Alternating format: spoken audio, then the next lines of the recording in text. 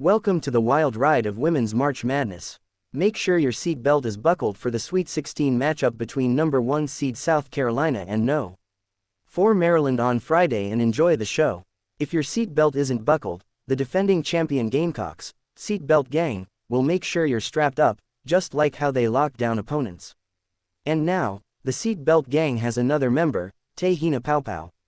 "I'm just really proud to be part of the Seat Belt Gang," Paopao said Sunday after recording a career-high 4 blocks and 2 steals in South Carolina's 64-53 win over Indiana. The win advanced the team to its 11th consecutive Sweet 16, the second longest streak in the nation. The Seat Belt Gang is known for setting the tone defensively for the Gamecocks, who rank 5th in the nation in blocks per game, 5.8, and opponents' field goal percentage, 35.2%. The group originated as a 2-woman show made up of SEC All-Defensive Team guard Raven Johnson and Bree Hall, who regularly celebrate their defensive prowess by strapping imaginary seat belts across their chest after guarding the opposing team's best player every night. But the duo is now a trio following Paopao's induction into the exclusive club. Dawn Staley, South Carolina coach, calls Juju Watkins' injury in March Madness a big void. Follow the madness. NCAA women's basketball scores, schedules, teams and more. "My girl showed she can play some defense," Hall said after the game. Johnson added, "She's a member of the Seat Belt Gang. Me and Hall was telling her that if she brings that all the time, nobody can stop that." How did the Seat Belt Gang originate? The Seat Belt Gang originated in South Carolina, not on the basketball court, but on the football field.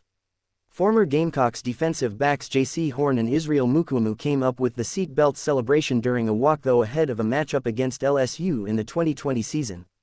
Horn said they debuted the hand across the chest gesture during the game. "We played LSU that weekend. After the first stop I pulled the gesture out. My trainer posted it on his Instagram and it took off from there," Horn recalled during an interview with ESPN last week. The celebration can be seen everywhere, from Pop Warner to the NFL, to the Women's March Madness tournament. Horn was drafted with the number 8 overall pick by the Carolina Panthers in 2021 and became one of the highest-paid NFL CBs earlier this month. Te-Hina Paopao's defense doesn't get enough credit. Paopao has been known for being a knockdown shooter throughout her career, which started in Oregon 2020-23, before she transferred to South Carolina last year. Paopao is averaging a career-high 44.8% from the field, but South Carolina head coach Dawn Staley said she doesn't think Paopao's defense gets enough credit.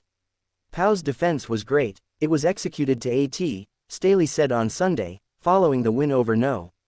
9 Indiana. "I thought she did a great job. We told her that in the locker room.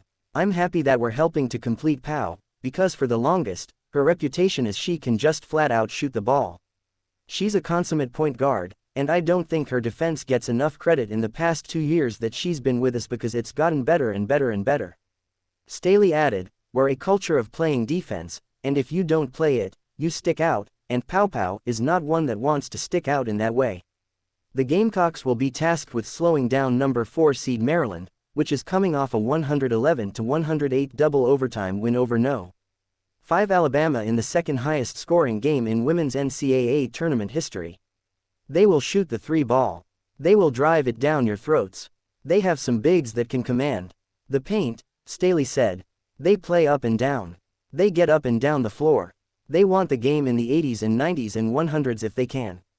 The USA Today app gets you to the heart of the news, fast. Download for award-winning coverage, crossword,